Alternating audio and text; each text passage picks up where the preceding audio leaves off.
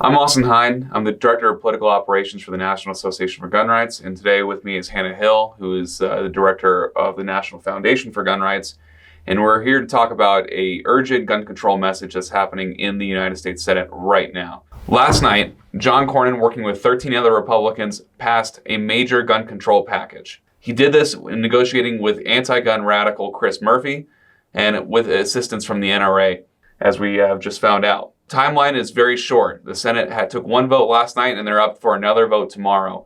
So before you even listen on, please consider calling your senator right now at 202-224-3121 and tell them to oppose the gun control deal.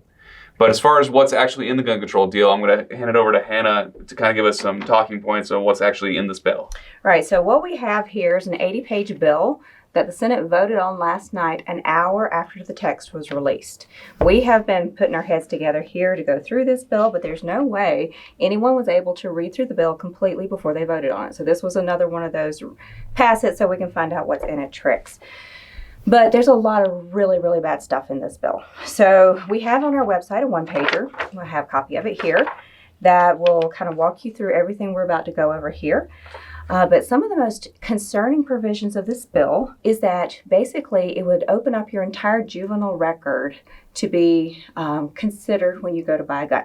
So basically, if you've committed a federal prohibiting offense, like if you've committed what would be considered a felony, misdemeanor domestic violence, or any of the other current prohibitors for an adult buying guns, if you did that before you turned 18, right now, you get a second chance when you turn 18. You get a clean slate, right? Your record is essentially sealed. Once this bill passes, that record counts against you for the rest of your life. So if you had a juvenile delinquent past, then you straighten up and you lead a productive life for the rest of your life, You're still punished. You're still punished, Right. yes. And a lot of us are seeing names and faces of people that we know and love who've gone on to become productive members of society and yet would have their gun rights automatically stripped as soon as this bill passed. Because this is retroactive. This isn't just what happens going forward with you and with young people. This is if you have anything in your juvenile record that would be considered a prohibiting offense, suddenly that can take your gun rights as soon as this is enacted. So say if you're 60 years old and you're looking to buy a rifle, now all of a sudden, and you were legally able to buy one, Yes. now all of a sudden you're not because you committed a crime when you were 15? Right, because you got in bad company, whatever happened.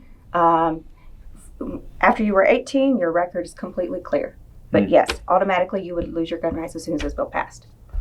That seems like a major problem to me, at least as far as this expanded background check, just Right. lumping a ton of people into this federal prohibiting list. Glad you brought that up because this bill also requires all those juvenile records to essentially be dumped into the NICS record system, right? So you're going to have a lot of states just dumping their juvenile record systems into NICS. Those are going to go into background checks. And if you're under the age of 21 and you try to buy a rifle, then essentially the 3-day waiting period can easily turn into a 10-day waiting period while NICS scrolls through all of those records. They contact state and local law enforcement and the mental health authorities while they try and find anything at all that could prevent you from buying that gun.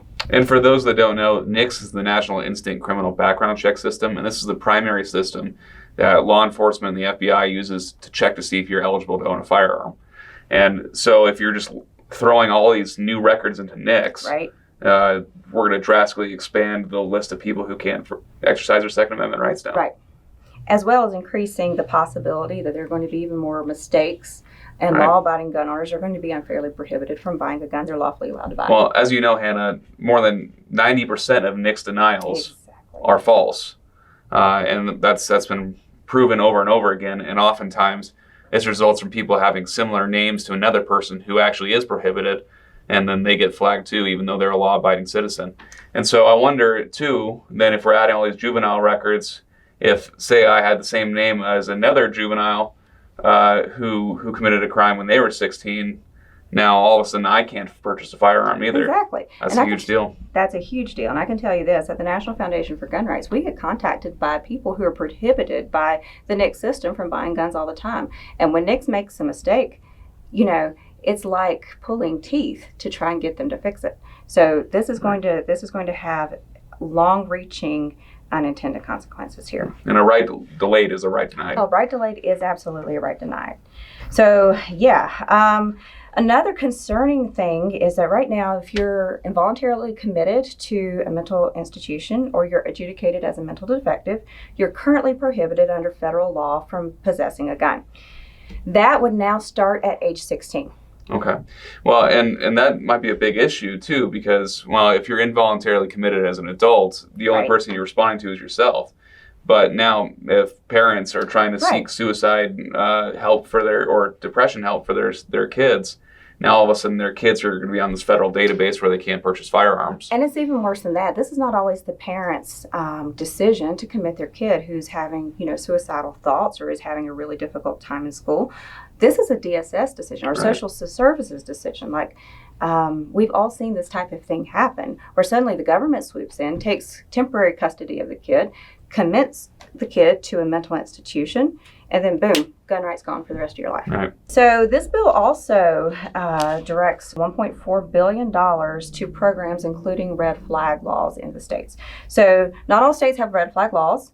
What they did here is they took an existing grant program. They're the federal law enforcement grants, JAG grants they're called, that are currently used to fund a variety of police programs and equipment for ordinary law enforcement operations. Right now, those can be used not just for criminal justice, but for civil proceedings, including red flag.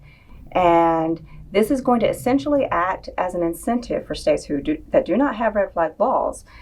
If they want to enact them, they will get all this federal money to help them do it. Now, I will say that's not the only thing that this can go for. It can also go to drug courts, et cetera, which is part of the smoke screen, right? Because Cornyn's denying that red flag is in this at all, which is just simply not true. Right. So in one section of the bill, they say JAG grants can now go to red flag.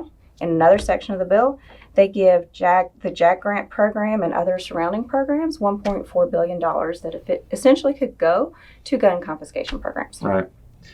Well, as you can see, there are a lot of concerns with this bill, and that's actually only just the surface of what we're looking at. Yes. This bill came out yesterday at 7 p.m. Eastern, and they voted on it by 8 p.m. Eastern. And there's no chance that any of these senators read the bill. We're still running on a very short time frame. Like I said earlier, they're going to have another vote in the Senate tomorrow.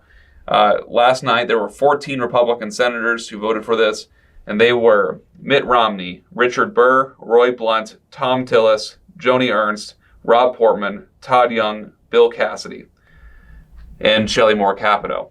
If you are living in any of these states, please contact your senator right now and tell them to change their course and change their decision, because people's gun rights are at stake here. And it's not even just gun rights. It is a long reaching bill that has broad implications that we don't even know all the implications for yet. Right. So once again, that number for the Capitol switchboard is 202-224-3121. And if you live in another state that's not even one of those, still call your senators, because we need to put up the pressure as much as we can before tomorrow night. So once again, 202-224-3121.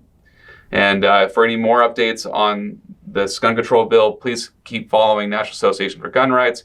Follow us on Twitter and Instagram and Facebook and on YouTube, and we'll have updates as we go. And if you'd like to download this one-pager, it's on our website at gunrights.org, and we'll post the link below.